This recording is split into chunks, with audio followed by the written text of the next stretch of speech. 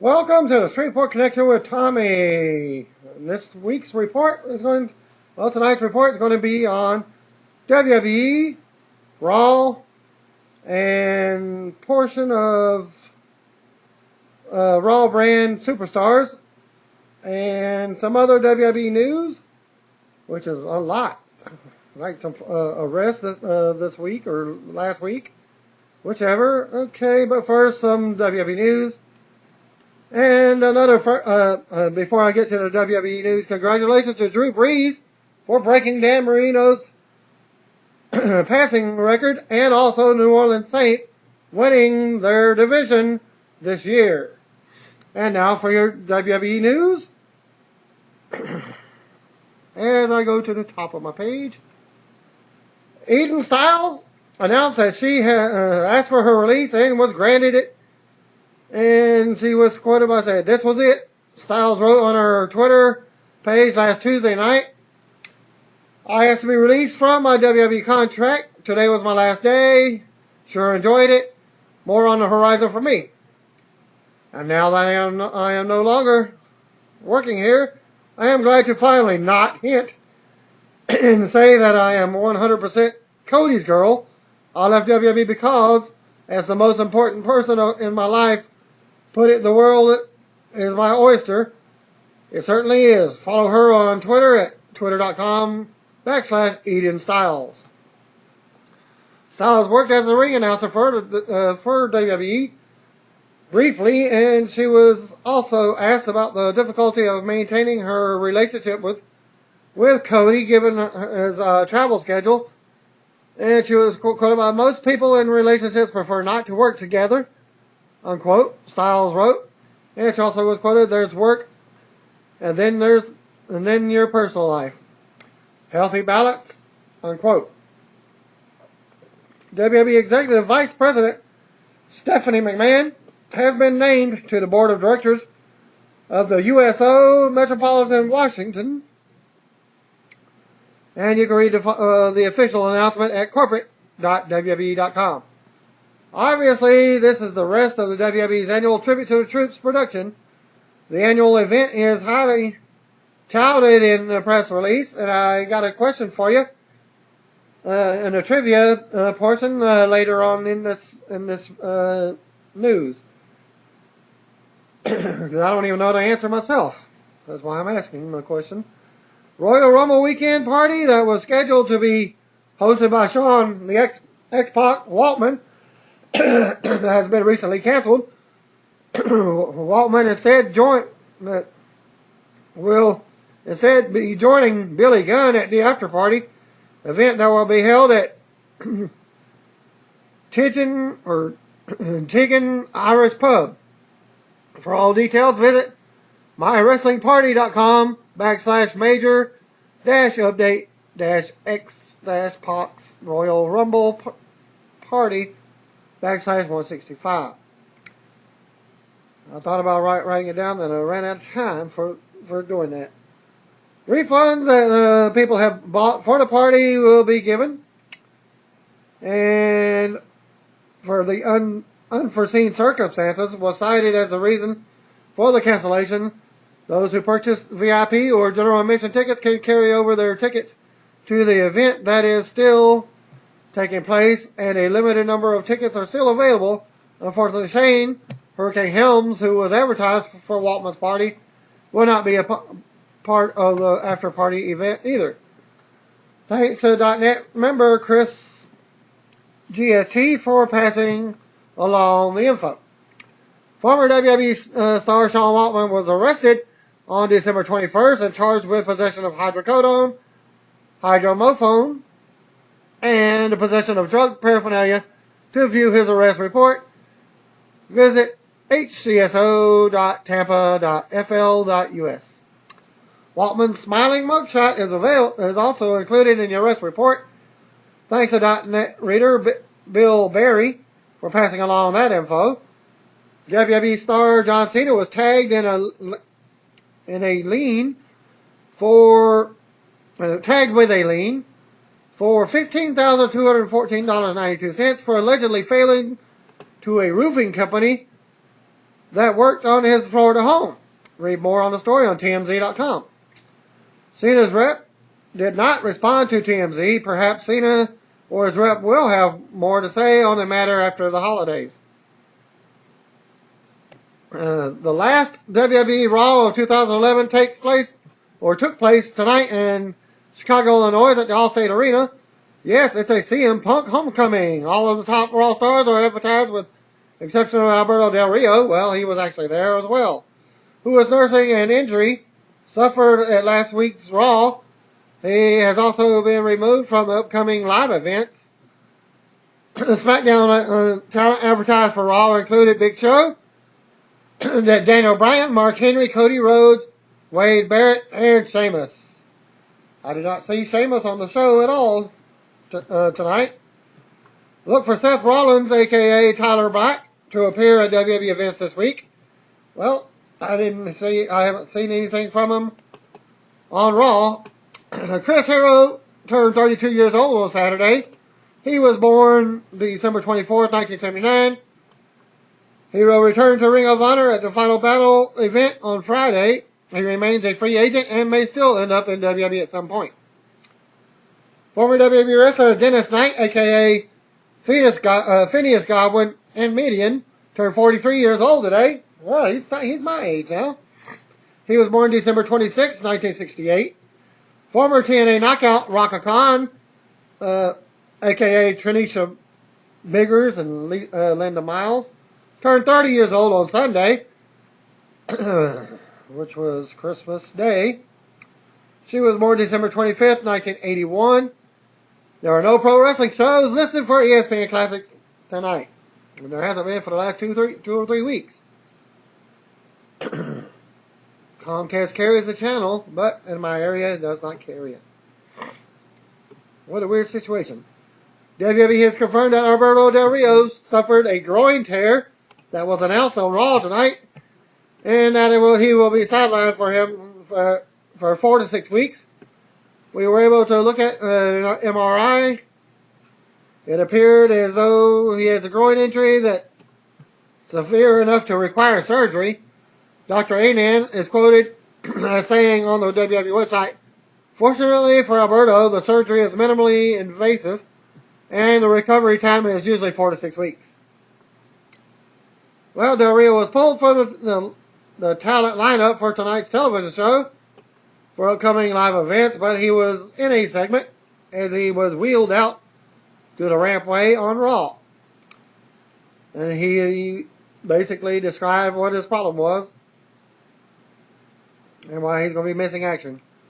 W is teasing an update on his status for tonight's Raw show, which he did appear. The attorney for former WWE wrestler Travis Tomko spoke with the St. Augustine Record regarding his client's October arrest for robbing a CVS drugstore and his subsequent admission to the WWE sponsor rehab. And quote, "I have nothing but great things to report about his recovery," unquote, Attorney James McCune said.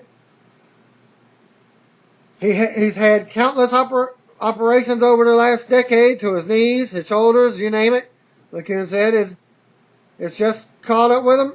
You can read the full story at saintaugustine.com/news/local news/2011-12-25 where are they now? Travis Tomko pound or whatever.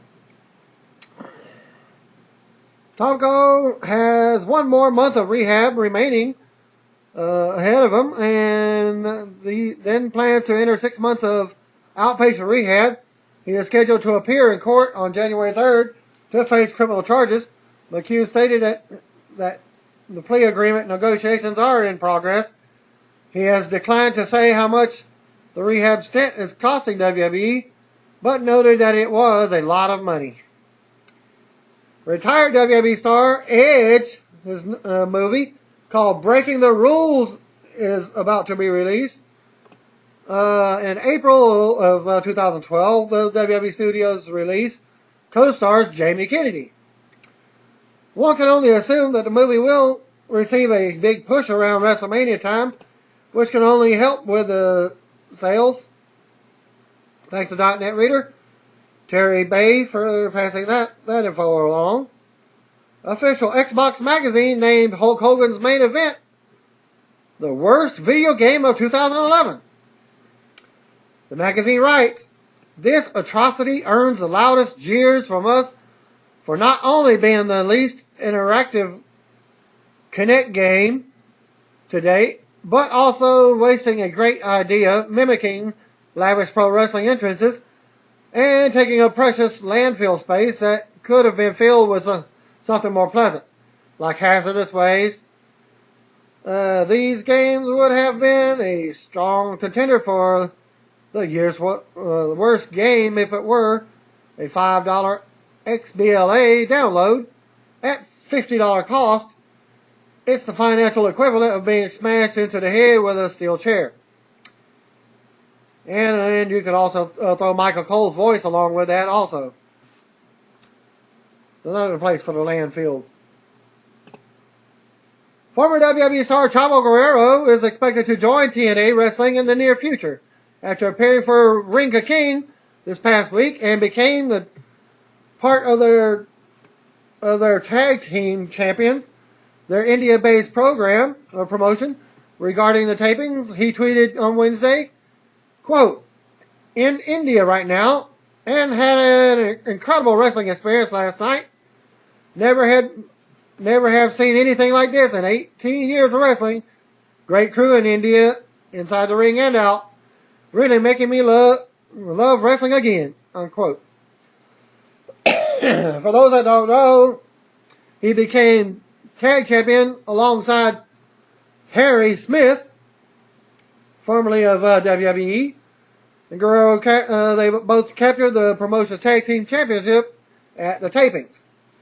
Over the holiday weekend, NXT star Titus O'Neil gave out 800 gifts to underprivileged children near his home in Tampa, Florida. Chris Jericho continued to tease for fans on Twitter over the weekend by saying he would never be in another WWE game again. Late on Sunday, Jericho wrote the following, quote, "Sick of all the questions, so this is it. From now on, I'm not answering any more wrestling-related questions. I'm done with WWE. Deal with it," unquote. A fan asked Jim Ross if this was true, and Ross replied, quote, "People say a lot of things. TBD, that's to be determined," unquote. WWE has filed a new another trademark to the phrase WrestleFest for use in video games. WrestleFest was the name of the popular early 1990s WWF arcade game. More news on Sean X-Pac Waltman. He has commented on his weekend drug arrest. Waltman tweeted on Monday, earlier today, "I read what has been reported about me. I learned the other day that I had a warrant over something that happened months ago. I was never in jail. I did get my pic taken and printed. I want to elaborate more, but I should talk to my lawyer about what I can legally say," unquote. TNA knockout Tara was backstage at Raw tonight in Chicago. She wrote on Twitter, quote, "WWE Raw is in Chicago tonight. Can't wait to see some of the gang. Super excited to see at Eva Marie Torres. I miss her so much. Slumber party," unquote. Well, advertised for tomorrow night, The Miz versus the WWE Champion CM Punk in a steel cage match is the new main event for the tomorrow Raw live event in New York City. And might be some traveling problems, and the live event might be canceled due to bad weather in that area. Well, what you've all been waiting for is what happened on this day in wrestling history. 1988, NWA Starrcade, held in Norfolk, Virginia, was the first ever promoted by WCW under the NWA banner after Ted Turner's rebranding of the former JCP promotion. Kevin Sullivan and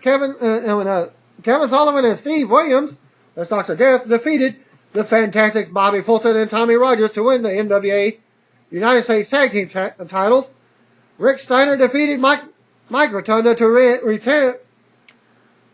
the NWA television title. Barry Windham defeated Bam Bam Bigelow by countout to retain the NWA United States title. Sting and Dusty Rhodes defeated the Road Warriors, Hulk and Animal by DQ.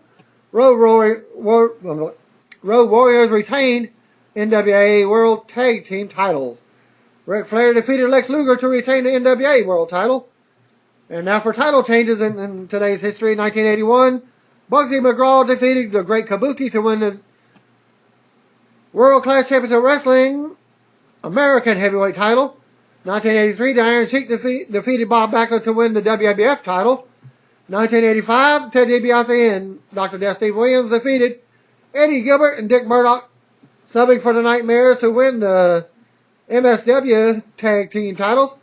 1990, Tatsumi Fujinami defeated Riki Koshu to win the IWGP Heavyweight title. Also, Hiro Saito and Super Strong Machine defeated Hiroshi Hashi and Kensuke Sasaki to win the IWGP Tag titles.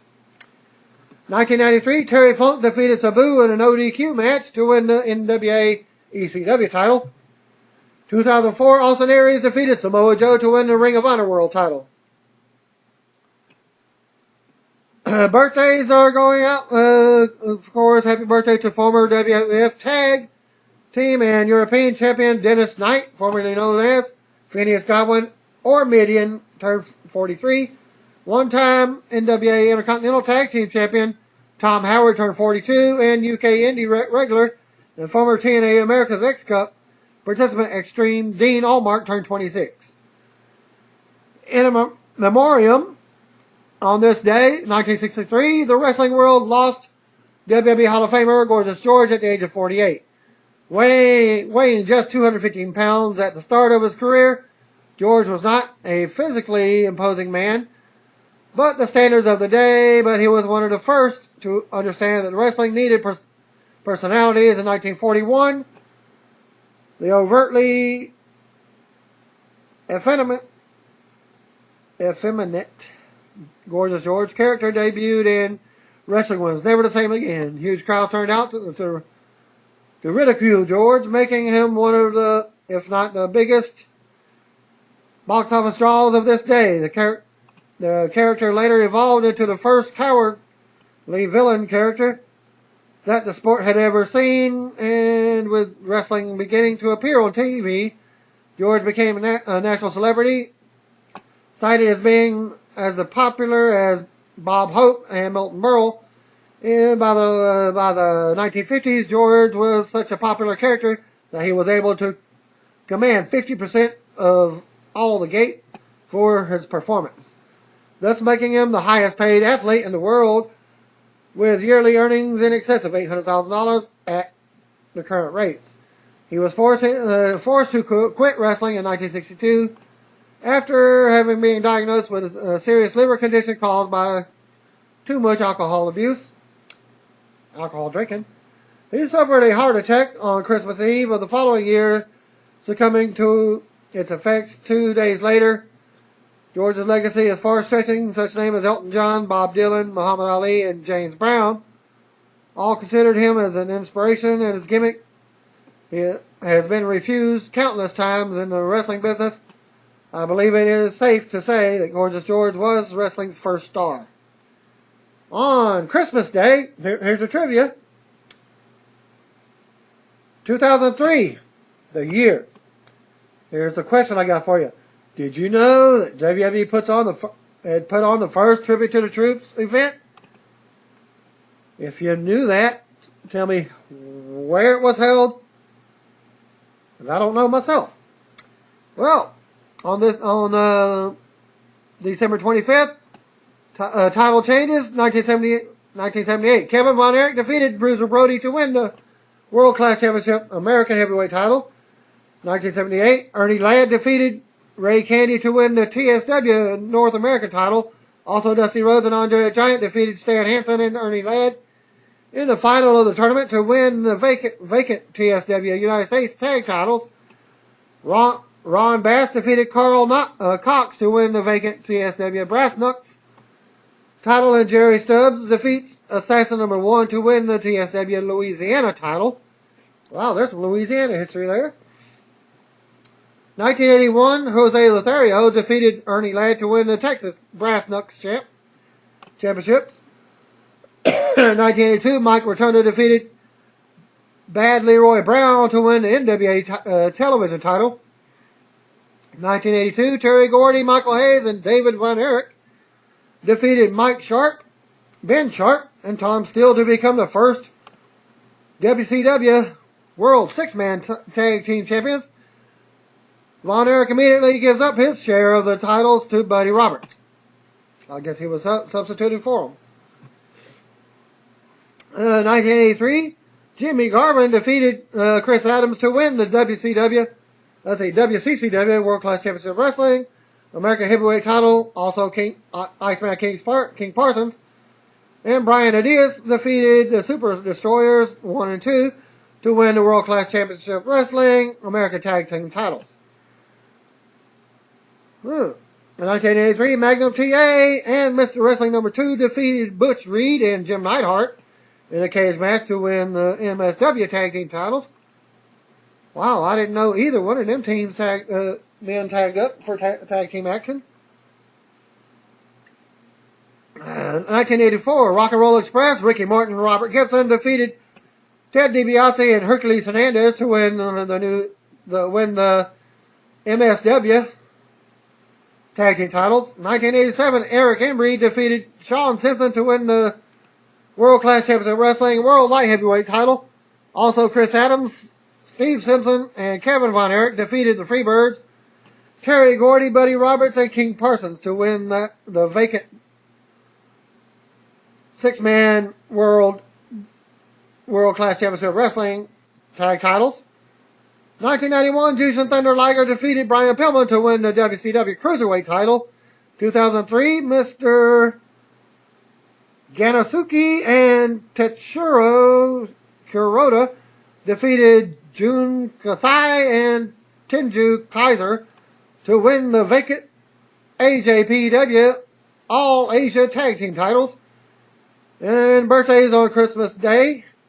Happy birthday, 7-time NWA Tag Team Champion Chris Harris, former TNA Knockout Rocka Khan, and former XPW performer Christy Mist, who turned 37. I didn't know Chris Harris is only 38 years old.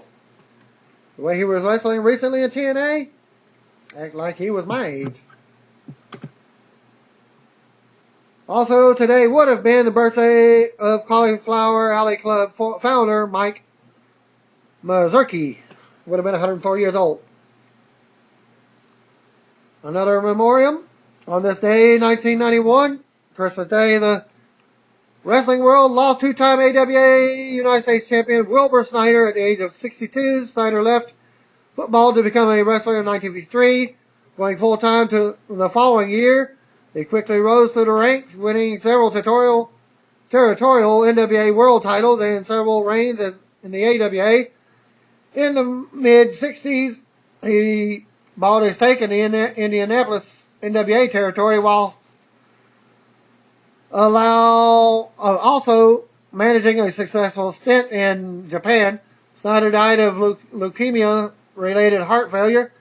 He is often credited with inventing and or popularizing the move called the abdominal stretch.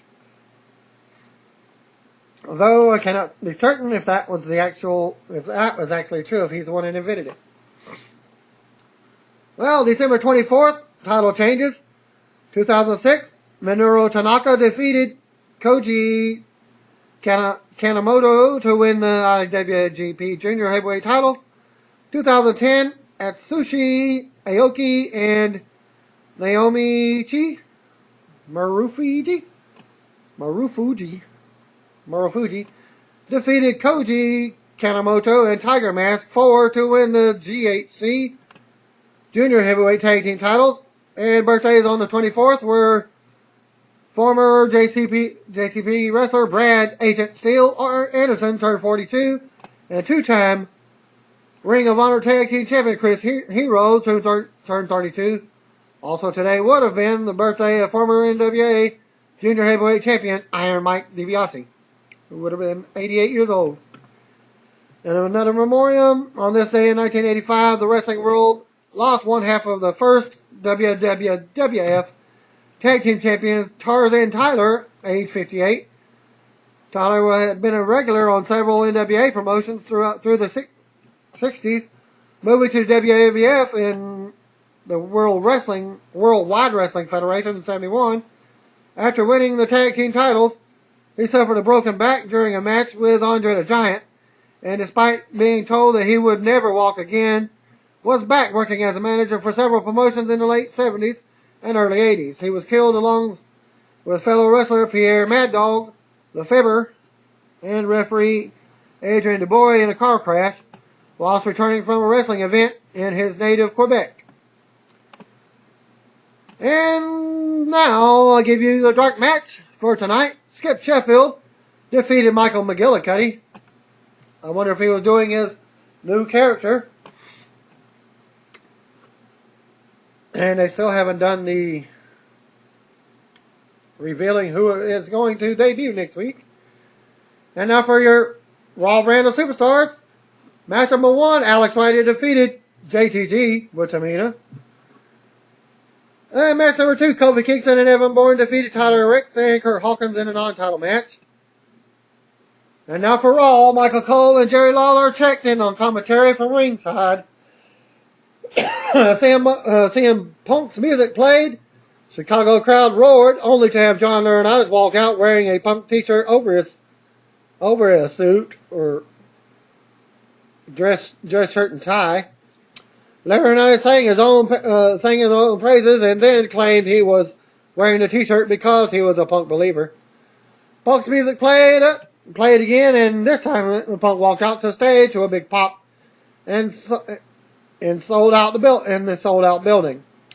Once inside the ring, Punk did a lap in a pumped up crowd and jawed at Laurinaitis.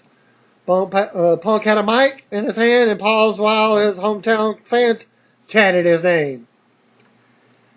Now, if I didn't know any better, I'd say you were trying to antagonize me, Punk said to Laurinaitis. He asked whether he was poking the WWE champion with a stick.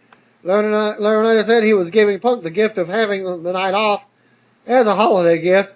Who says I can't be unpredictable, Laurinaitis said. Laurinaitis says he listens to the WWE Universe and knows what they want to see, that they want to see him in action. He said Punk will have not one, but two, but not one, not two, but 3 matches tonight, which he did not even have. He clarified by saying that Punk would have a gauntlet match against 3 opponents. Well, if one of the opponents picked by Laurinaitis wins, that person will receive a title match next week. Punk asked what happens if he wins all 3 matches. Laurinaitis said he hasn't given that much thought. Punk said that if he survives the 3 matches, the fans would get a 4th match. Punk said the 4th match should be against Laurinaitis himself. Fans chanted, "You can't wrestle," at Laurinaitis. It looks like they've been watching All Japan tapes, CM Punk said. He recalled Laurinaitis saying that he listens to the fans. Thus, he asked the fans whether they want to see the 2 of them meet in a match. Crowd roared. "You left me in no alternative," Laurinaitis said. "You're on." The announcers were yapping. They were cut off by the latest January 2nd video. The Force shall arrive to reclaim what is his. Read the voice. I can barely hear it. The powers that will be. The powers that be will be shaken. First shall arrive. Do you understand? The video closed with a graphic that read, "The end begins next Monday." Well, that's January 2nd, 2012. A split screen shot showed Cody Rhodes and Booker T heading in their ring gear. Commercial break. As much as the fans in Chicago would probably enjoy seeing Punk destroy Laurinaitis. I hope this is just the way of whetting the appetites of the television audience for the future match between the two. Match number 1, Booker T defeated Cody Rhodes in a non-title match in 12 minutes 5 seconds. The announcers recapped Cody's attacks on Booker prior to the match at TLC. Cody was getting the better of Booker and tossed him into the ringside to set up a commercial break. Late in the match, Booker caught Cody with a roll-up for a near fall. Cody came back with a quick cover of his own. Booker missed a scissors kick. Cody came back with a short time later with a kick off the ropes and went for the cover. Booker kicked out at the last second. Cody came up with a set up for the crossroads. Booker T fought out of it. Booker came back with a missed kick, but he eventually hit the scissors kick. Booker covered Cody and pinned him clean. Then after the match, Booker performed the spinneroonie, and they went away happy. Wow, that match really dragged the crowd out, dragged out the crowd and seemed to lose the interest the longer it went. Keep in mind that the live crowd probably put up with some fill time action during the commercial break. Backstage segment, Zack Ryder told John Cena that he owes him one. Crowd booed as they saw Cena. Who said Ryder doesn't owe him anything? Cena said that who said Ryder owes him anything? He said Ryder isn't the U.S. champion because he was given something. Rather, he's the U.S. champion because he earned it. Ryder asked Cena about Kane. Cena said he's going to the ring, and if Kane is in the building, he's going to make sure that the last Raw 2011 goes off with a bang. Well, Jerry Lawler announced that Punk's 3 opponents will be Jack Swagger, as he was handed a note during the commercial break. That it will be Jack Swagger, Dolph Ziggler, and Mark Henry. Lawler said that if one of those wrestlers wins, they will get a title match next week. He said that if Punk wins all 3 matches, he gets a match with John Laurinaitis tonight. I'm surprised to see Henry's name even on that list, as he's got an ongoing growing issue as well. Has he recovered? Will his involvement be very limited? Will Punk lose before he should be scheduled to face Henry? We shall see. Same bat time, same bat channel. Later on in this report.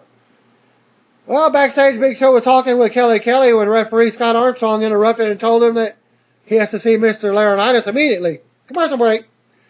Backstage, Laurinaitis spoke on the phone while David Otunga stood by. Laurinaitis told Brodus Clay, who he was speaking to, that we will see him next week again, promised.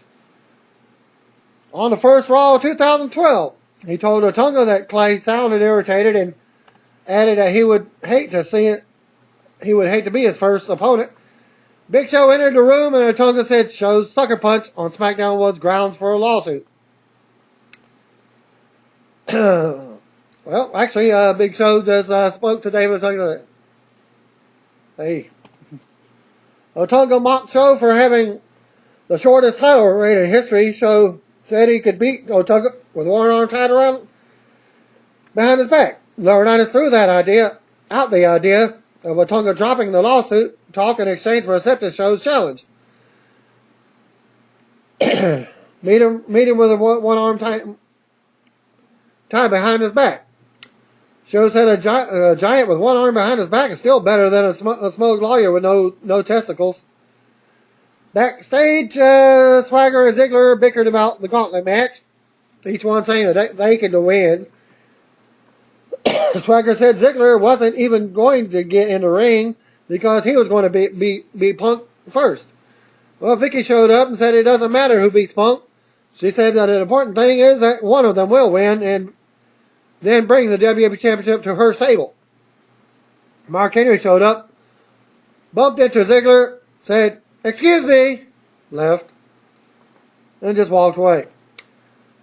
Zack Ryder and Eve in a mixed tag match was up next. Zack Ryder and Eve defeated Tyson Kidd and Natalya in 3 minutes. Kidd jumped out to a fast start. Ryder recovered quickly and went onto the offense.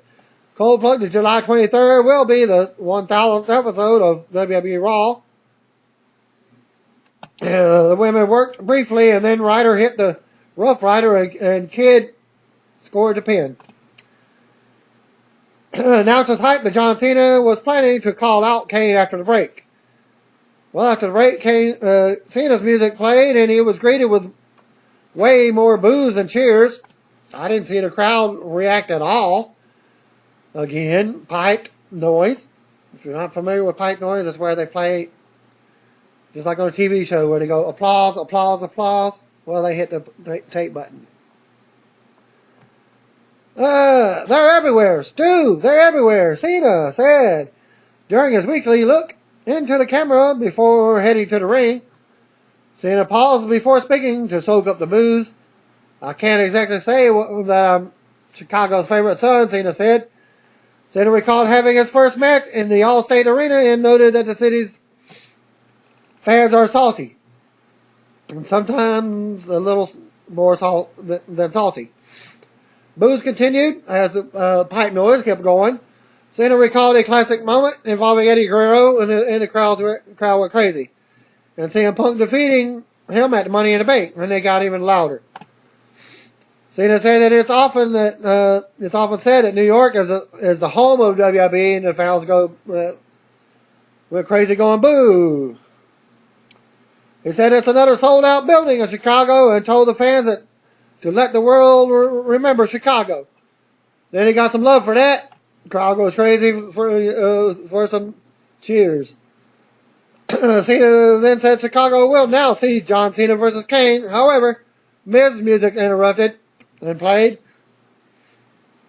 Miz walked onto the stage with a mic in hand. Actually, John, I want to see more me versus you, Miz said. He claimed 2011 was the year of the Miz and bragged about beating Cena in the WrestleMania 27 main event. He admitted the win was a little tainted because people say he won because of The Rock. Fans chanted a Rocky chant. Miz told him not to start that stupid chant. He said Rock stole a shining moment, and now he wants to prove that he can beat Cena without The Rock. He said he wants his final image of 2011 to be him standing over and beating Cena. Cena said he wants Miz to shut up and wipe off his horrible tan. Cena accepted the challenge. Well, John Cena defeated The Miz by count out in 2 minutes and 20 seconds. Michael Coleslaw said he had it on good authority that The Miz spent the holidays in Hawaii and has a real tan. Funny, Cena applied a headlock. He eventually threw The Miz toward the ropes. Miz ducked to the ringside and said he's the most must-see WWE champion of all time. Miz eventually counted out while he spoke. He said it didn't matter how he beat Cena because he did it at WrestleMania. He called himself a winner, unlike the Chicago Bears. And at that point, he got counted out. R-Truth music played. He headed to the ringside. His streak closed. Truth got his revenge on The Miz, taking him out. Truth attacked Miz and whipped him into the guardrail. Miz fought back momentarily, but Truth tackled him, and then they both toppled over the announcer's table, which he just slid him basically over the announcer's table because it didn't even budge one bit. Truth continued to rough up Miz at ringside. Truth grabbed a mic and talked smack to The Miz in between punching him.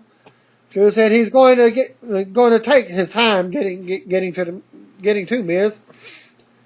The announcers hyped the gauntlet match. Commercial break. For those keeping score at home, R-Truth was suspended on November 22nd. It was a 30-day suspension, so he was eligible to return. It looks like they're going completely over the top with R-Truth for his babyface return. The crowd was not responsive to his mic work tonight. After the break, the announcers recapped R-Truth attacking The Miz. They made a big fuss over Truth hitting Miz with the stupid water bottle. Wow, it's plastic water bottle. Miz didn't even sell, nor should he. Cole said Kane is here and he will address John Cena situation later in the show, which was your main event.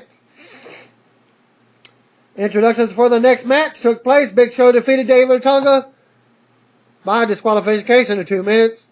Per the match rules, Show had one arm tied behind his back. Cole stressed that Show's right hand, which is the one that he uses for the knockout punch, was tied behind his back.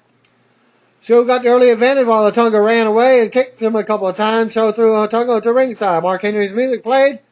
He walked up to the ring in his ring gear. Bell rang for the disqualification. Henry took Show down with a shot as Otunga watched from ringside. Daniel Bryan's music played. Bryan headed to ringside, climbed up on the top ropes, stumbled a bit, and then dropped back down back to ringside. Bryan held up the belt to mock Henry. Meanwhile, Show got his arm free and grabbed Henry by the throat. Otunga punched Show, who let go of Henry and chokeslammed Otunga. Announcers hyped that Kane will explain his actions, but on his own terms. Later on in the show, WWE Network video aired. Commercial break. Henry is still limping his way through the groin injury. I guess you have to go under the knife in order for Vince McMahon to give you time off for a groin injury. Look for Alberto Del Rio's thing. WWE needs to add new wrinkle to the obnoxious WWE Network's commercial, or people will stop paying attention to it. Like I have. Alberto Del Rio's music played. Ricardo Rodriguez wheels him to the ring, who was also wearing a neck brace with a bow tie. He wheelchaired him to the stage. Ricardo introduced Del Rio as only he can. Del Rio said he suffered the most painful injury any man can ever suffer when he tore his groin last week. Fans cheered, and Vince McMahon probably called Mark Henry a pussy or something. Equally absurd, while his backstage cronies laughed in and over the top manner. Things were getting awkward as Del Rio seemed to be waiting on something. Oh, cue the Bell of Twins, who come out and said that the fans should treat him with some respect. They took turns bickering over which one of them came up with the idea of throwing Del Rio a party. Once he recovers, Del Rio told the Twins to go away. Thank you. Announcers plugged the WWE 12 video game while game clips were shown. A shot of CM Punk walking backstage. Coleslaw said he would attempt to run the gauntlet after the break. Royal Rumble video featured Santino Marella aired. Yes, it's the same one that they do with the turban guy. I'm seeing myself in the future. And your finals, CM Punk defeated Jack Swagger in the first match to the gauntlet with Vicky Guerrero at ringside. In 3 minutes 25 seconds, Swagger got in a share of the offense, but Punk put him away with a roundhouse kick, which was actually almost like an enziguri, and set up the pin. Ziggler made his entrance.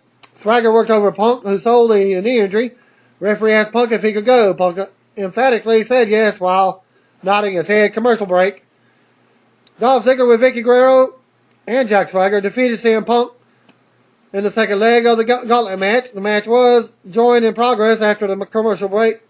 Swagger remained at ringside and stood by Vicky. Dolph dominated the wounded Punk with help from Vicky and Swagger. Well, the report didn't say that John Laurinaitis actually got involved in this match. He came down and fears they'd stop this match. Well, Ziggler kept the match going, and with the distraction, Dolph got hit the famous or made the cover. Punk kicked out at the last moment for a good near fall. John Laurinaitis walked to the ring. Like I was just saying, Punk blasted Ziggler with a kick to the head and went for the cover. Laurinaitis called for the referee. He said that the ref can't see everything that happened. So he was throwing Vicky and Swagger out himself. Laurinaitis stood on the ring apron at this time. About your proposed match with me tonight, Laurinaitis said, I'm not going to get in the ring right now. Ziggler hit the zigzag on the distracted Punk and pinned him. Well, there was still one more person that they forgot about. That would have been Mark Henry. Laurinaitis said, I'm not going to, like I said, he's not going to get in the ring right now. Zigzag on the distracted Punk and pinned him. Ziggler grabbed the WWE Championship and celebrated like he won the championship. Ziggler did it over the top victory lap around the ringside area with the belt. Punk recovered in the ring and watched Ziggler celebrating with the title belt on the stage, announces hype for Kane's response to John Cena before they went to break. The match put more heat on Laurinaitis and Ziggler, Swagger, or Vicky. I assume that by the design of this, I'm really starting to wonder where they're going with Punk versus Laurinaitis at the Royal Rumble. Given it's not like they need a match to sell the show, Punk versus Dolph should be a hell of a match next week. But I don't think this match was made, which has made people take Dolph's chances very seriously. Then they show an ad for SmackDown hyping Randy Orton versus Wade Barrett in a Falls Count Anywhere match. Back from the break, also Kane's pyro and music plays. He headed to the ring wearing his outer mask and then removed it as part of his entrance. The outer mask stayed on. Kane said what people see before them is the true self and his essence. I may wear a mask, but it is all of you who spend every waking second living a lie, Kane said. Well, after that, Cena's music interrupts Kane's speech. Cena walked onto the stage with a serious look on his face. Well, Cena got scared off by another explosion as Kane cued the explosion. Stop, Cena, Kane ordered. He said he didn't come to the ring to pick a fight with Cena, who avoided the James Hetfield and Michael Jackson treatment. Kane said Cena has led all of the fans astray by asking them to rise above the hate. He said the world is a dark, dark place. It's okay to hate, Kane said. Humans are hateful by nature. He said the natural impulse is to hate, so why not embrace it? He says people hate their bosses. Shut up, .NET staff. Their neighbors, true. Their spouses. No way I'm going near that one. And their miserable existence. I'm not right now. I am right now, not during this painful promo. And the show goes over about 5 minutes only. Kane said that once you embrace the hate, you become honest with yourself. You become free, Kane said. What you fail to realize, John, is that with your denial, you grow weaker by the moment, and until you embrace that which you deny, you can never be truly free. Well, the fans trade CM Punk and Let's Go Cena chants. But I'm going to help you, John, Kane continued. And all these people are going to help you on your path toward enlightenment.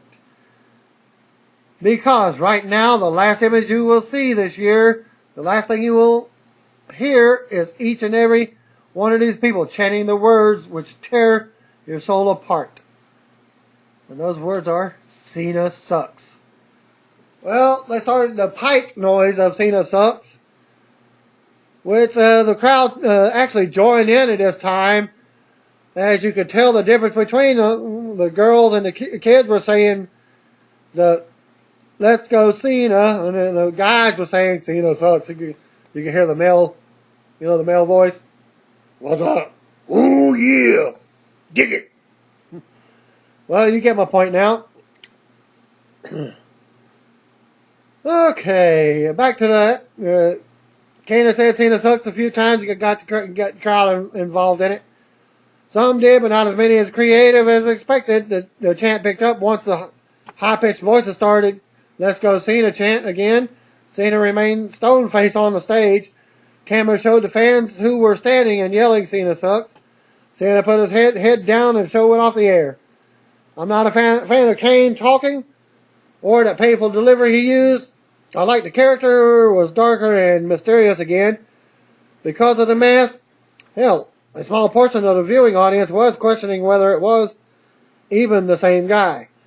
Now, we know it's the same guy, and he's using a delivery that bored the fans. Good news is that Kane is playing into the theme that Roddy Piper started when he hosted Piper's Pit. WWE is once again teasing that the boos are getting to Cena, and it was It was certainly no coincidence that the show continued with Cena's head down. While I didn't care for Kane's promo and hated, yeah, embrace it, his delivery, I do like where they are going. And how about Kane just stops talking again? Ends at 10:05. Well, tomorrow night's main event, Madison Square Garden, will feature CM Punk defending the WWE Championship in a steel cage match against The Miz. So that's your Raw live event show. Breaking news: there's a major snowstorm headed for the Northeast, and the potential to impact the WWE's Raw House show event in New York City, New York, at Madison Square Garden today. NFL ended up postponing the scheduled Vikings-Eagles game on Sunday as a result of the snowstorm. At this point, neither WWE or Madison Square Garden have announced anything about canceling or postponing the event scheduled for the event at 7 p.m. Keep in mind that WWE will also be holding a live Monday Night Raw taping tomorrow night in Albany, New York as well. Well, okay, well that was Sunday's event, and it was, tonight was it says Raw, whatever. This is the live event show that they do for all the dark matches that are not on TV. It's called a live event for those that don't know.